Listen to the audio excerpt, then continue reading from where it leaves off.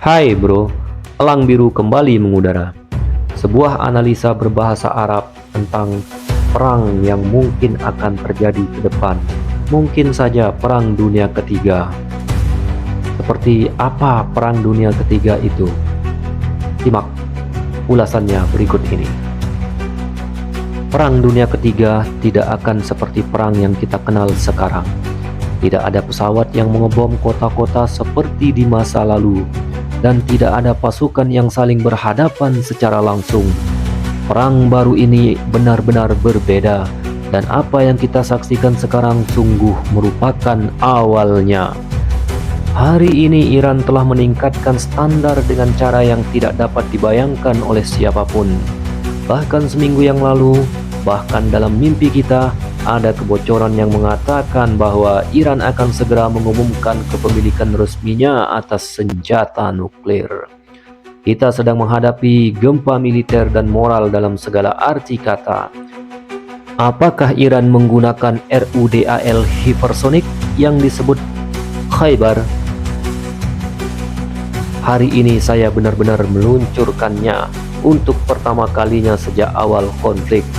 Sekitar 370 RUDAL balistik dan lebih dari 100 drone menyerang Israel dari Eilat di selatan hingga Naqoura di utara. Serangan itu tidak hanya terjadi pada gedung, bahkan tempat perlindungan nuklir sendiri runtuh menimpa orang-orang di dalamnya. Serangan paling terkenal terjadi di Petah Tikva. Sebuah RUDAL menembus tempat perlindungan nuklir dan menewaskan 8 orang termasuk para pemimpin keamanan. Ini bukan satu-satunya tempat perlindungan yang runtuh. IREAN atau IRN mengatakan tempat perlindungan lain juga hancur, tetapi media Israel sama sekali bungkam mengenai rinciannya. Kota Kiryat Gat di BOM roket menembus Iron Dome dan sekarang kota tersebut telah diubah menjadi daerah penyelamatan menurut media Ibrani. Bayangkan, Iron Dome sendiri terkena serangan di salah satu area akibat gangguan teknis yang disebabkan oleh tekanan yang berlebihan. Serangan besar kedua terjadi pada kilang Haifa yang memproduksi 200.000 barel minyak per hari dan merupakan sumber energi penting bagi Eropa dan Israel. Kilang yang sama juga terkena dengan sangat tepat sehingga mengganggu sebagian besar operasi militer mereka. Bahkan jaringan listrik Israel di wilayah tengah pun ambruk. Perusahaan listrik telah secara resmi mengumumkan pemadaman listrik besar-besaran dan tim lapangan tengah berupaya memperbaiki masalah tersebut sebelum bencana terjadi. Ada serangan kedua terhadap pangkalan udara Nevatim yang menampung pesawat F-35 dan peralatan strategis yang sensitif. Oke, mengapa serangan Iran begitu kuat? Karena Iran mengubah lokasi peluncuran rudal pada menit terakhir setelah mengungkapkan bahwa Israel bermaksud menyerang mereka sebelum serangan dan mereka benar-benar membalas, dan 2 jam kemudian RUDAL berat itu jatuh mengguncang entitas tersebut. Secara resmi mereka mengumumkan 13 kematian, tetapi jumlah sebenarnya mungkin jauh lebih tinggi. Ada lebih dari 100 orang terluka dan puluhan masih hilang di bawah reruntuhan. Secara ekonomi, kerusakan hanya dalam 3 hari telah mencapai 1 miliar shekel atau sekitar 270 juta dolar, dan jumlah tersebut terus meningkat menurut otoritas pajak mereka. Bayangkan, menurut otoritas pajak mereka, sekarang ada hampir 5 juta pemukim di bawah tanah di tempat-tempat penampungan. Tinggal berdesakan satu sama lain dan semua jalan dipenuhi sirine yang berbunyi setiap 15 menit. Iran telah mengumumkan persetujuannya untuk menarik diri dari perjanjian non-proliferasi nuklir atau NPT. Artinya, tidak ada lagi pembatasan terhadap program nuklir mereka, dan ada laporan bahwa mereka mungkin akan mengumumkan uji coba nuklir pertama mereka dalam beberapa jam lagi. Jika itu terjadi, seluruh dunia akan berubah.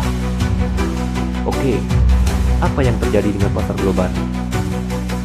Emas hampir mencapai $3.450 per ons. Harga minyak naik hingga $75 dan kemungkinan akan naik lagi.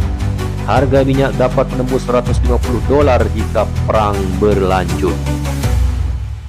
Sedangkan Bitcoin melampaui $106.000 dan Ethereum mencapai $2.574. Ini adalah pertama kalinya dalam sejarah Israel duduk di wilayahnya sendiri dan dikelilingi oleh petasan-petasan yang dikirim dari Iran, yaitu dari semua sisi.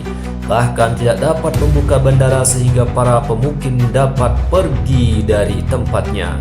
Bahkan jika mereka membukanya, setengah dari pemukim Israel akan pergi dari tempatnya.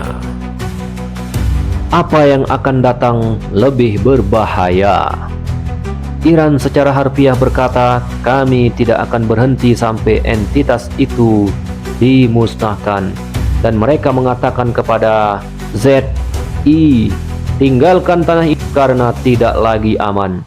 Ada indikasi bahwa aliansi Eropa dan Amerika mulai terbentuk untuk melihat bagaimana mereka dapat mendukung Israel.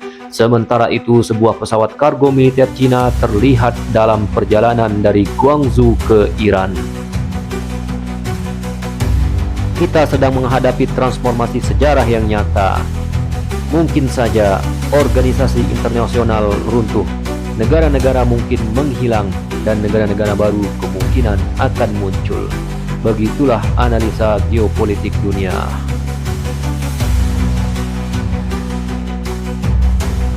Informasi dalam utas ini didasarkan pada berbagai sumber, beberapa di antaranya resmi dan beberapa di antaranya belum dikonfirmasi. Situasinya berubah sangat cepat dan terdapat banyak pertentangan antara pernyataan berbagai pihak. Semoga saja bermanfaat. Sampai jumpa lagi. Jika ada analisa dan pendapat yang berbeda, silahkan tulis di kolom komentar.